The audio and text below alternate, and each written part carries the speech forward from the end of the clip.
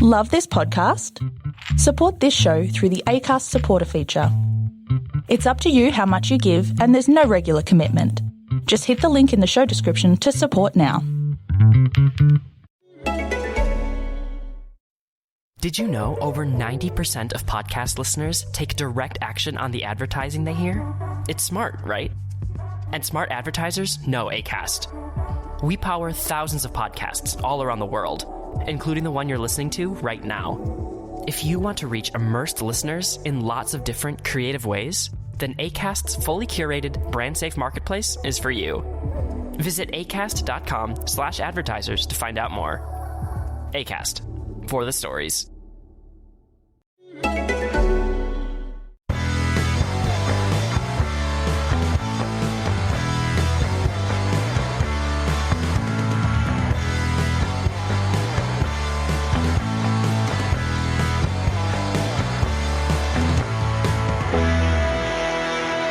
Hi, everyone, and welcome to the Cognitive Recalibration Podcast. As always, I'm your host, Shravan. We've got Taran here with us. Hey, everyone. And we're talking about A Quiet Place. Yes. You probably can't hear me because I'm very quiet. Yes. We don't want the monsters to hear us or the aliens. Do we know that there were aliens in the first one? You watched it more recently than I did. I don't think, maybe this is a spoiler, but yeah, they're not from Earth. We probably would have guessed that. Yeah, I don't know. I haven't seen it since I watched it in the cinemas. So. Yeah, so I had a very stressful Saturday afternoon because I watched A Quiet Place Part 1 and then I went straight on to Quiet Place Part 2, and both of these movies are quite tense. They're not leisurely viewing experiences. You're definitely on the edge of your seat a lot of the time. Probably the first one more than the second one. We'll get into that. So obviously we're talking about Quiet Place Part 2 today, but before we get into Part 2, let's just quickly do a recap of Part 1, because coincidentally, this Quiet Place Part 1 came out just before we started this podcast. I think it was literally like 3 weeks before we started this podcast, because we started with Infinity War and it came shortly. I think Quiet Place Part 1 came out shortly before Infinity War. So what happened in Quiet Place Part 1? For people who haven't seen Quiet Place Part 1, we'll be doing non-spoilers for Part 2, but if you haven't seen Part 1, go watch Part 1 and then come back to this, and we'll because we're going straight into spoilers for Part 1, and then we'll yes, and then we'll talk. Yeah, I don't know why you're watching this if you haven't watched Part 1 though. Listening to this, or, yeah. If you, I don't know why you're listening to this if you haven't. Yeah, and I don't. You probably could you watch Part 2 without watching Part 1? Probably not. Nah, it wouldn't make sense. I don't think so. Yeah. Like there's still. You probably could follow it. Like you could follow their story and stuff, but I think it would give you a lot more context if you watched Part 1 first. Yeah. So that's our recommendation. So go watch Part 1 if you haven't watched it. Come back to this, listen to our spoilers for Part 1, and then you can look at the timestamps below if you just want to hear our thoughts on Part 2, because we'll be doing non-spoiler first and then spoilers. So Part 1, what happens is obviously there's an alien invasion. And these aliens are sensitive to sound, so they're essentially blind, I think, but they detect people via sound, and they have a very amplified sense of sound, so they can basically hear any even small sounds. They can probably hear it. It centers around John Krasinski and Emily Blunt's family, not their real family, but their movie family, and just around how they survive in this post-apocalyptic world where they can't make any sound. Yes. Yeah. There's a lot of like copycat movies like this afterwards as well. Was it afterwards or during? I think there were some that came. So we were discussing this yesterday. There's that movie called Lights Out, which I'm pretty sure it came out before. Yes. Yeah. But it's more like Bird Box, I think, which is like I think Bird Box is came out before. That came out after this, didn't it? Yes. Quiet Place Part 1. Yeah. Yeah, I think that's a bit more of a copycat.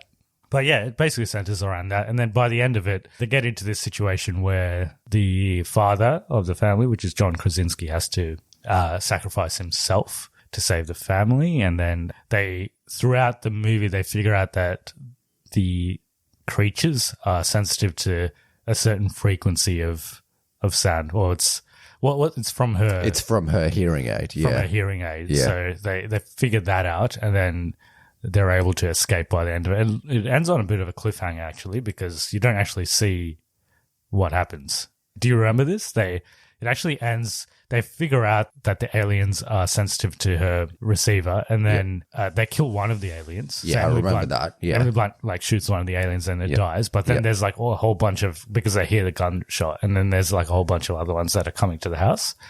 And then the daughter's she's just got she puts it on the microphone, right? And she's and then Emily Blunt just gets her shotgun and she's like, let's kill some aliens. And then it just cuts to... Oh, yeah. I think I do remember that. Yeah, it kind of doesn't pick up there, does it? Yeah. Unless it picks up just after they kill all the aliens. Yeah. That's part one. I think, just my thoughts on part one, I think it was a really well-made thriller. I wouldn't call these movies horror movies. They don't really have horror elements. I think there's some jump scares and stuff, but it's not really a horror movie. Nah. What does it say on IMDb? Does it say it's a horror movie? Let me check. I'll check what it says. But I highly recommend watching Quiet Place Part 1 if you're still listening for some reason. Definitely watch Quiet Place Part 1 because it's a really well-made thriller. It doesn't overstay its visit as well because it's only 90 minutes with credits. So it's quite a short movie, but it's quite impactful in that short amount of time. It's been so long since I've watched it. So you haven't seen it since it came out, which was 2018. Yeah. And you only watched it that one time. Yeah, just the once. But I did enjoy it. Yeah. But yeah, like you said, it's very it's tension filled. Yeah, and it's very much an experimental movie because there's no dialogue. There's essentially probably 5 dialogues in the first movie. It's very much driven Subtitles. by sign language and just visuals, not CGI visuals, but just what's happening on the screen, which is very, very interesting. So that's that. And then, I guess we should mention what happens in the first one is, and I don't know how this is possible. I'd have to look at the timelines, but Emily Blunt gives birth to a child in the first one. Well, at the end of the first movie, it's day 400 and something. Because that's over a year. So they must have had the baby during this period. Yeah. Yep. They have the baby at the end of the first one, and John Krasinski dies. And they figure out figure out a way to affect the aliens. Yes. Okay, and then Quiet Place Part 2. We can talk about that now. So I'll give you a bit of background about it, and then we can jump into our thoughts, and then we'll do some spoilers. So if you have seen Quiet Place Part 1 and you haven't seen Quiet Place Part 2, you can keep listening. I know it hasn't released yet in a lot of places. We actually got a bit of an advanced screening here in Melbourne, but I think in the US it's still yet to release wide. That's why we'll do complete non-spoilers, so you don't need to worry about us spoiling the movie, and then we'll do spoilers after that. In terms of this movie, so it's again directed by John Krasinski. I didn't mention that, but he directed the first one as well. It stars the same people from the first movie. So obviously, John Krasinski, and I don't think it's a spoiler because he's in some of the promotional material, but he's in some of this movie. Obviously, flashbacks. Emily Blunt and the kids are back, and then there's a couple of new characters. So there's Cillian Murphy. Is that how you say his name? I think it's Cillian, isn't it? Is it Cillian or Cillian? I think it's Cillian. We'll say it both ways, so just in case. I'll say it. You know, on Google, you can search up how to say words, like how to pronounce Cillian Murphy. Cillian Murphy. Oh, Cillian. Killian. Yeah, we're both wrong. Yeah. Cillian Murphy. Okay, yep. So Cillian Murphy, he's in it. And then our favourite actor, our favourite comic book actor. Do the same thing for his name, because we don't know how to say his name either. Yeah, okay. How to pronounce Digimon Honsu. Or Jamon. I think it's Jamon. It's probably Jamon. But I've heard people say Jaimon as well. It's definitely not Digimon. Jaimon Hensu. That's British. What about American? How do Americans say it? Jaimon Honsu. Jaimon. Yeah, so our favourite comic book actor, Jaimon, yeah. Jaimon is also in it for a short period of time, and we'll talk about him more in spoilers. Apart from that, not much else to say. It's, again, a shorter movie. It's only 97 minutes in total, including credits. So I think overall it's like an hour and a half. It's very breezy. Again, it's got tension in it throughout that 90 minutes. Originally, it was meant to release last year. So it was meant to be the first movie Like, it was meant to be the movie that released just before lockdowns happened, actually. So it even had its premiere and everything. So it had its premiere on the 8th of March last year, about to release that week after, and then the lockdowns began, and it's been delayed ever since. So eventually it's come out. It's expected to come out next week in the United States, so May 28th. In terms of budget, how much do you think this one cost? Decent amount of money. Just money. Okay, so what's that mean? 2 Bitcoins. 2 Bitcoins. That's not that much. Well, when you think about it, it's a lot. But 2 Bitcoins in 2058. Okay. So what are you forecasting the price of Bitcoin to be? Well, that's how much this movie costs. Bitcoin recently crashed quite a bit, so... Yeah. However much this movie costs, divide that by 2, that's how much 1 Bitcoin will be in 2058. Okay. Yeah. So this movie costs between 10 and 20 million. Yeah. So if you take 10 million. It's 10 million per bit. Okay. Yeah. Yeah. So we'll just turn this into a crypto podcast now. Yeah. We'll just transition into that.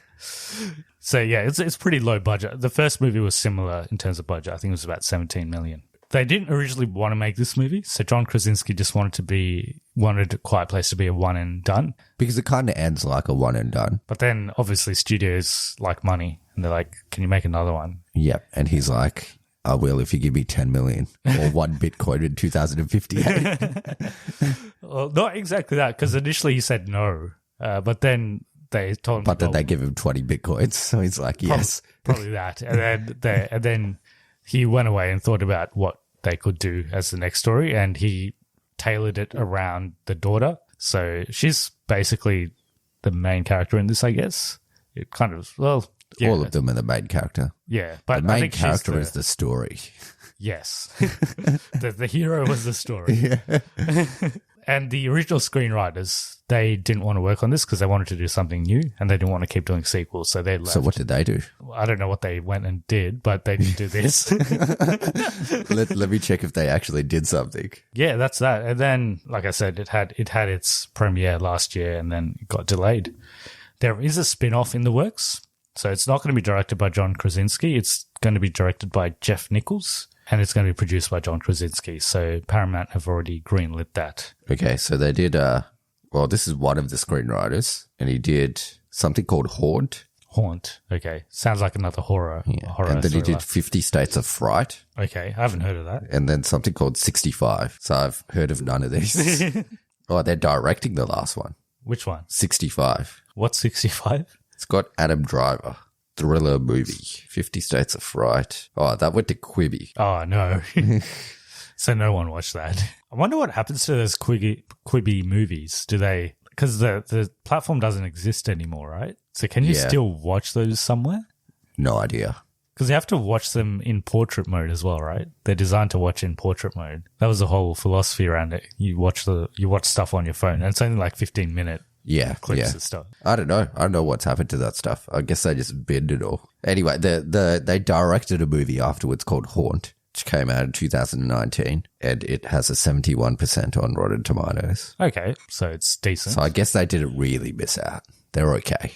I guess so. All right, and A Quiet Place is classified as a horror/thriller on IMDb. Some people might find it scary, but it's not really that scary. Yeah, I don't think it's that scary. This one probably less so than the first one. All right, so positives and negatives. So we'll jump into the review of it. So my positives are, I've mentioned this a couple of times already, but there's a lot of tension. You're on the edge of your seat. The hero is the tension. Yeah, the hero is the tension. The tension is the main character. Yeah. But who's Mephisto? Who's Mephisto? That's the baby. Yeah, it's the baby's Mephisto. It's the baby. I like how they did this in the first one as well, and it's more prevalent in this one because what's the actor's name? Millicent Simmons, who plays the daughter. Her character, whenever they cut to her perspective, they cut to absolute silence. So it's already a quiet movie, but there's a bit of ambient noise. But when you're seeing stuff from her perspective, because she's deaf in the movie, you cut to absolute silence, which I found to be effective, especially in some of the scenes in this movie where there's danger lurking, but she's not aware of it because she can't hear. When Mephisto's in the background. Yeah, the baby. Yeah. The performances are all really good. I thought Cillian Murphy was quite good in this one. Yes. And Emily Blunt was good, and Millicent Simmons and the kid as well. The other kid. Yeah, and the baby. The baby's good. Pretty good. Yeah. Mephisto. Yeah. This baby gave a very underrated performance. Yes, yeah. Whose baby is that? Well, according to didn't you talk about this in one of our other reviews, how you said that usually for these movies they get more than one baby? Yeah, they get twins. Yeah. I don't know if they do it for this movie. That's just what they normally do for other movies. I don't know if they still do it. Well, it makes sense because babies cry a lot. Yeah. But in this movie, the baby's always crying, so who cares? Well, not really, because I thought the baby would be crying more, considering what they're doing. Like sometimes they're running through the forest and stuff. And yeah, but they put it in a box. Just chuck the baby in the box when they're running. Yeah. Apart from that, the sound design, really good in the first one as well, but it's quite good in this one. Ironically, for a movie where there's not any sound, I think the sound design it's actually amplified even more. So you have to make sure your sounds are good, and they do in this one.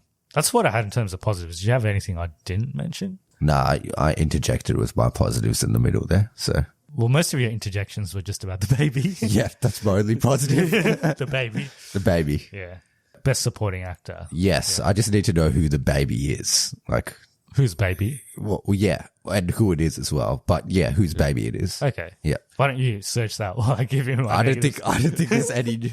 There's no information about whose baby it is. I'm pretty sure. You can search anything on Google these days. Whose baby is in Quiet Place? You should see some of the questions that come up. People also ask, how did the baby not cry in A Quiet Place? There's another one to say, why are babies in Quiet Place?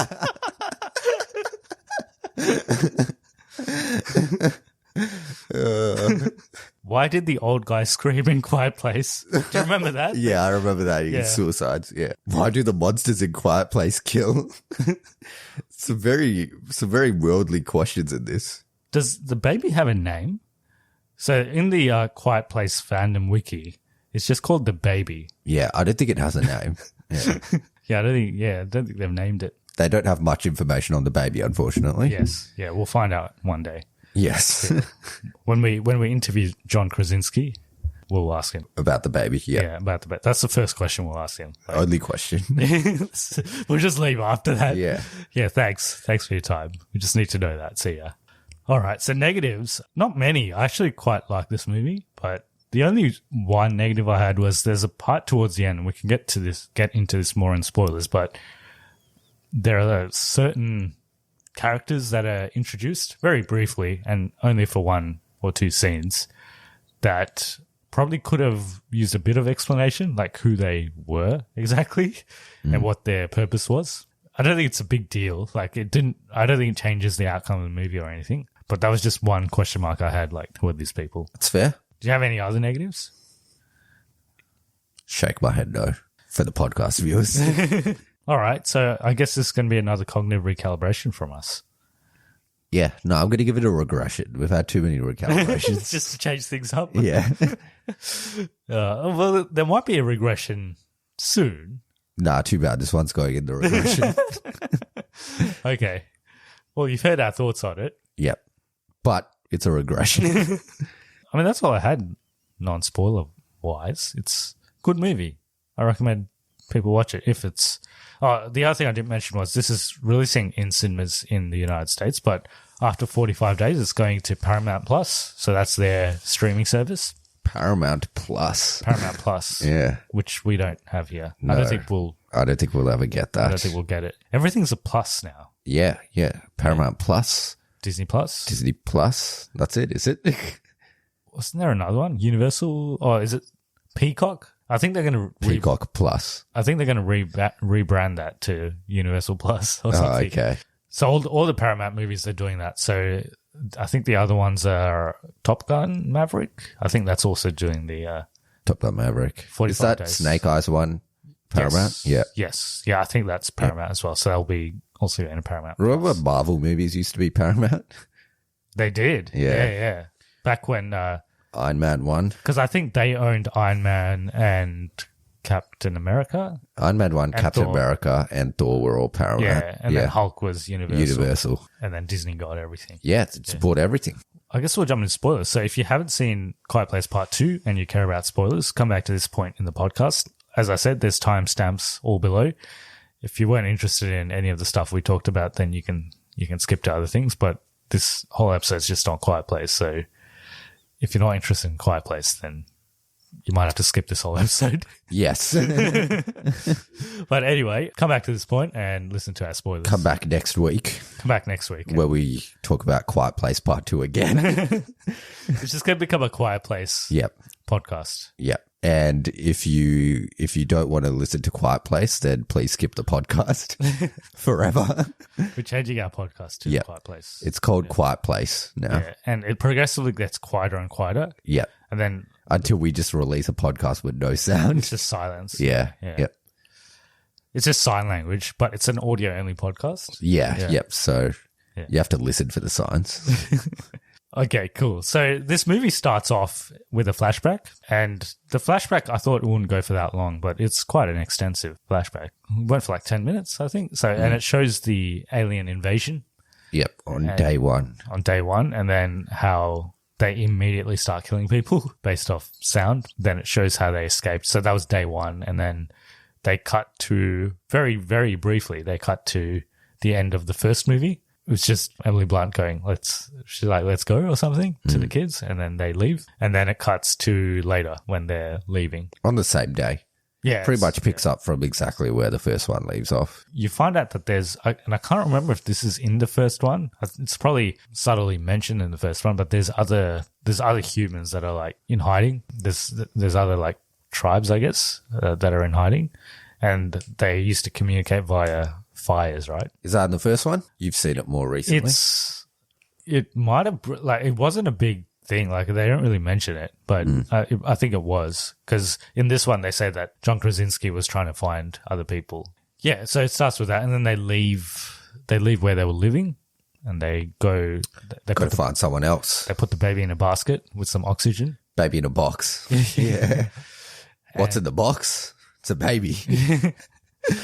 And they travel across the state to find Cillian Murphy, and he's sort of set up traps, and kid steps in one of them and he destroys his foot, so he's in a lot of pain. Bear trap, yeah. And he yells, obviously, and then they attract the monsters and they come, and then they all escape, and Cillian Murphy has this like underground lair where he hangs out, and he has this, is it like a vault? It's a safe by the looks of it. Yeah. He puts himself in when he wants to.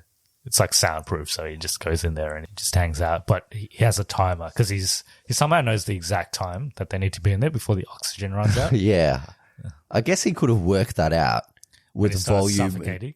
Well, yeah, he could have done it that way, but he could have also worked it out with the amount of volume in the the safe. He measured everything out, and then he did a cylinder volume equation, and then well, I guess he had time. He could have done it. Like, I don't doubt that he couldn't have done it.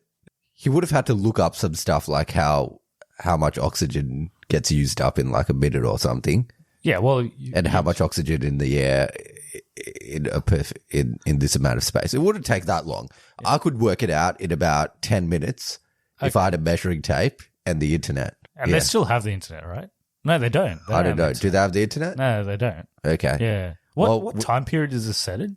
Because there's no smartphones or anything, is there? No, there is. Is there? Yeah, but they don't use them because they make sound. Well, you could put it on. I mean, you could vibrate everything off, and even when they're on vibrate, they make sounds. Yeah. Yeah. I guess so. Yeah. No, there is smartphones, I'm pretty sure. Yeah, I can't remember. I'm pretty sure it's set in 2016 or whatever. If I did have the internet, it would have taken me a considerable longer amount of time. Well, every person has a different level of oxygen intake, I'm guessing, based on the size of their lungs. Yeah. So for him, he would have had to get some sort of estimate what it means for him, and then how much oxygen is in that safe, and then how he consumes it, how quickly he would consume it. I mean, he had time because he was the only guy living in this place. Yeah, so. Or maybe he just went to the safe and did it until it's up. That might actually be quicker. Yeah. Yeah. Yep. and like figured out how long it was until he found it hard to breathe. Because later on, and we can talk about this, but the kid makes some suspect decisions throughout the movie. Yeah. After he for no apparent reason. Yeah, I had a bit of sympathy for him because his foot got mangled. But he still made some pretty stupid decisions. Yeah. Yeah, I'm not sure why he leaves the bottom part. There's no reason for it. He just leaves. He's just curious. So he basically leaves the safe haven and then he makes a lot of noise and then the monster comes to try and kill him. And then he forgets to... So for this safe, they have like this piece of cloth that prevents it from locking. Yep. And he forgets to put the cloth on, so it locks him in there. And then he actually dies. Well, he performs the experiment that Cillian Murphy probably did, except he didn't lock it, so... Yeah. And he did it with a baby. Maybe that's like, he's like, maybe it's time we figure out how long we could actually stay in here. Yeah. With a baby. Yeah, we'll get into that later, but where were we? So they meet Cillian Murphy, and then I think they figure out that there's some sort of message on the radio. Go to the sea or something. There's a song that plays which says Beyond the Sea. I think it's Beyond the Sea. So Millicent Simmons figures this out. She's like, I'm going to go and I'm going to save the world. And she leaves. Then the next day, Emily Blunt's like, Cillian Murphy, you got to go and save my daughter because she's going to die. And she finds this train and she makes a bit of noise. And one of the monsters turns up. She basically decides to give up at one stage. Well, she's like fighting, but then she's like, no, I can't do it anymore because she can't hold the amplifier and the gun and do everything at the same time. She can't multitask. So, but then Cillian Murphy turns up and saves her life. The question I have is, why don't they, because they're being very quiet, right, when they move around and stuff, but these monsters they've got to be somewhere, right? Like there's probably sitting in the bush or something. Surely someone has just accidentally just run into one of these. Like even though they're being quiet, like they've just found them. But that never happens. Like they just seem to come out of nowhere. But surely they would have seen one just walking around. Yeah, you're probably right. Yeah. But they don't really lurk that much, do they? Like other than when they're going from one place to the other, the people aren't just like, I don't know, they're not going for hikes or anything. Yeah. They're not going to spot the animals. They're just, They're all in... it's point quarantine. A to point B, pretty much. So they probably would if they explored a bit more, but they don't really do that. They just stick to the train tracks pretty much. Pretty much, yeah. Yeah, maybe they're in the woods. They're more in a more darker, secluded area. But they seem to get to places very quickly. Yeah. They got legs, yeah. And then after that, Cillian Murphy and Millicent Simmons decide that they're going to go find this island, and they find these boat people. So this is what I was talking about in the non-spoiler section, where they introduce, it's just in this one scene really, they find a boat, and then there's these people that are essentially just hanging around near the boats, and you don't really know what they're doing, like why they're there, what their purpose is. They obviously want to stop these two from going, and they seem to be not normal, like they seem to be like scarred and stuff, so I'm not sure what happened to them. Maybe it's the spin-off. That's what it's going to be about, these people. Maybe they'll explore their story a bit more. Yeah. But as you identified in the movie, is that guy from Batman v Superman in the wheelchair. What's his name? The actor's name? Yeah. He's in other movies too. He's in you know that movie where Liam Neeson's on a plane and there's a terrorist on the plane and he has to stop the terrorist? Yeah, he's the terrorist. He's a terrorist, yeah. Scoot McNairy? Yeah, Scoot McNairy. He's in the Marvel one-shot All Hail the King. Oh, okay. So he's already in the Marvel universe and the DC universe. Yes. Is he the next Jimon Honso? Maybe he is, yeah. And then we get to Jimon Honso because they find this island.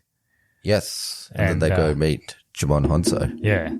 We were hoping that this would be one movie where he doesn't die. He has a substantial role. But no, he doesn't. No, he doesn't. He's in a couple of scenes. Yep. So what happens is they find out that one of the monsters, and this was another thing actually that we weren't too sure on because... Yeah, how did the monster get... The boat, one of the boats that they take a boat from where they were to the island. Yeah. And then one of the other boats somehow ends up on the island as well. And a monster was on it. Has a monster on it. So yeah. Did the monster... So how did it get there? The monster just drive the boat over there? Did it just go to the island? Did the boat just sway to the island? Or it's very lucky for the monster. Yep. Very unlucky for them and very lucky for the monster. Did the monster figure out how to paddle maybe? I but don't they think... know how to swim, right? Maybe he figured out how to paddle.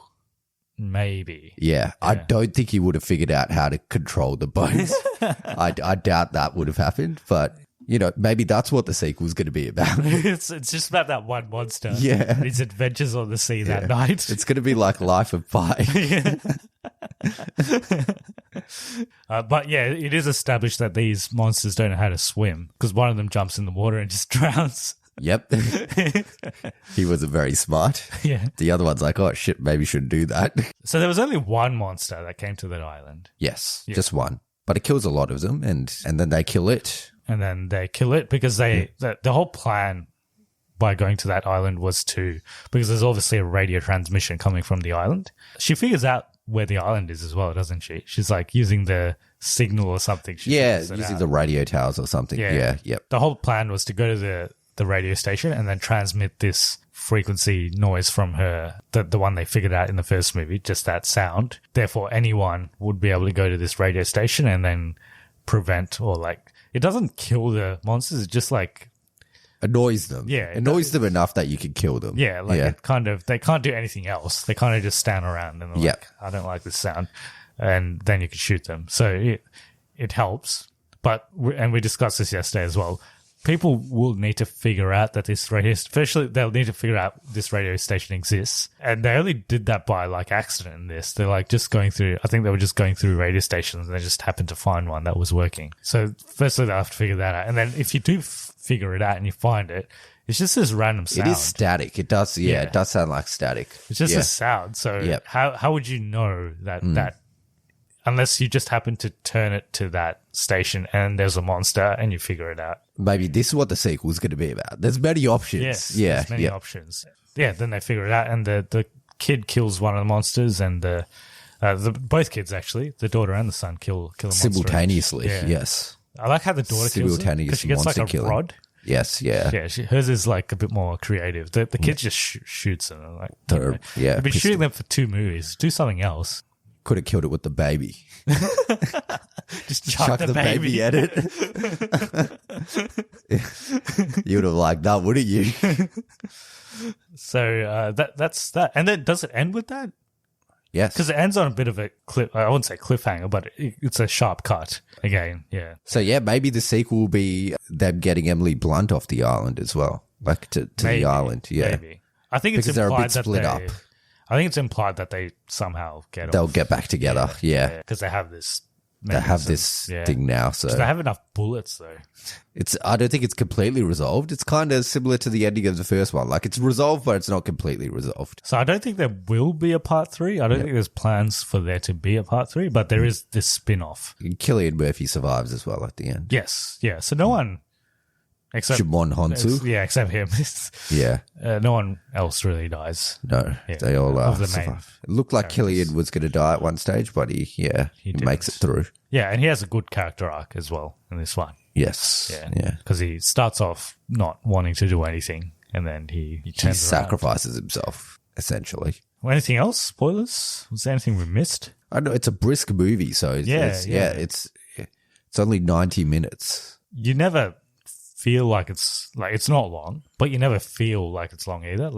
It gets through things. There's no extra material that shouldn't be there. It's edited very sharply. It's pretty simple, basic stuff, but entertaining. We recommend it. But it's also cognitive regression. And it's also one of the few. I mean, we've been watching movies in the cinemas this year, but I think it was one of the first times where we're in a pretty full cinema.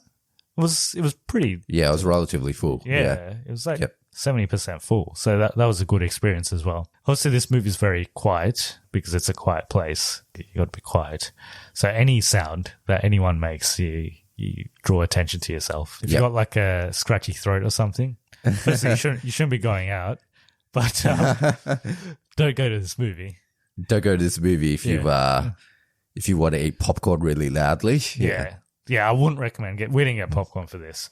I wouldn't recommend getting popcorn for this movie. So that's that. Quiet Place. And we're on a roll of cognitive recalibrations except for this one, which is a regression. Maybe that regression will actually come next week though. Or maybe not. You've already seen the movie that we're going to do next week. So yeah. So I've seen the movie and I mean, we'll see what happens. Yeah, we'll see what happens. We'll see. We'll watch it, and we'll see what happens next week, because maybe it will come next week. So we're going to do that one this week, but we were going to. Yeah, but I mean, we can say what it is. So we were going to do Army of the Dead this week. I've watched it. We were planning to do that instead of Quiet Place, because Quiet Place does come out next week, but we just didn't have time to watch that and this, and that's a longer movie. Yeah, I didn't think you were going to watch it, so I didn't end up watching it. But I probably could have watched it. Yeah, I broke it up into installments, though. Yeah. So we'll be talking about that next week.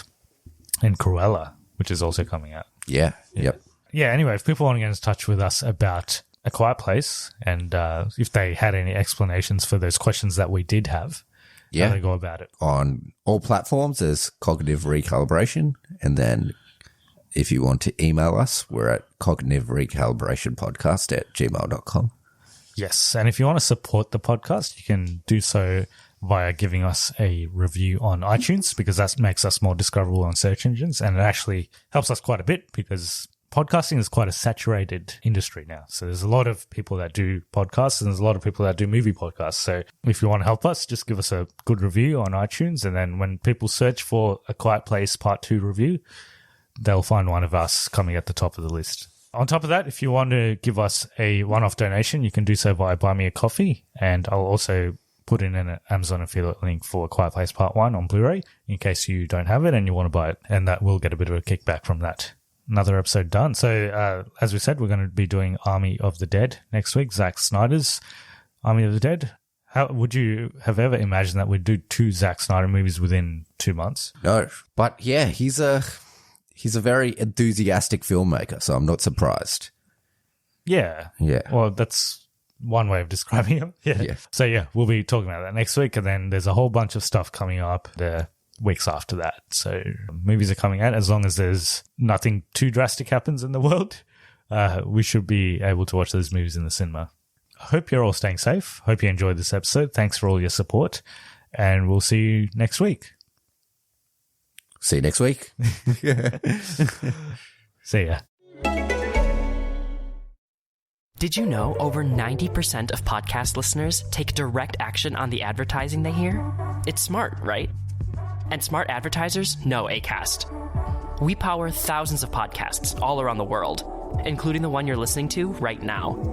If you want to reach immersed listeners in lots of different creative ways, then Acast's fully curated, brand-safe marketplace is for you. Visit acast.com/advertisers to find out more. Acast, for the stories.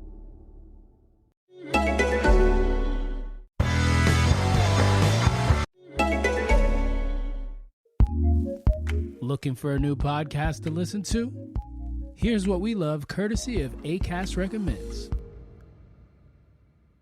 Hey, I host a show called Talk Easy with Sam Fragoso. This is Sam, by the way. It's a series of humanizing conversations with people from all walks of life. One week, we sit with a politician like Representative Ilhan Omar. The next, a poet like Claudia Rankine, or TV titans like Norman Lear and Ted Danson. We've recently sat with George Saunders, Run the Jewels, Matthew McConaughey, Fran Lebowitz, Janelle Monáe, and Noam Chomsky. You can find all of those and more by searching Talk Easy with Sam Fragoso wherever you are listening right now. That's Talk Easy with Sam Fragoso, a show where people just sound like people. New episodes air every Sunday morning. Acast recommends.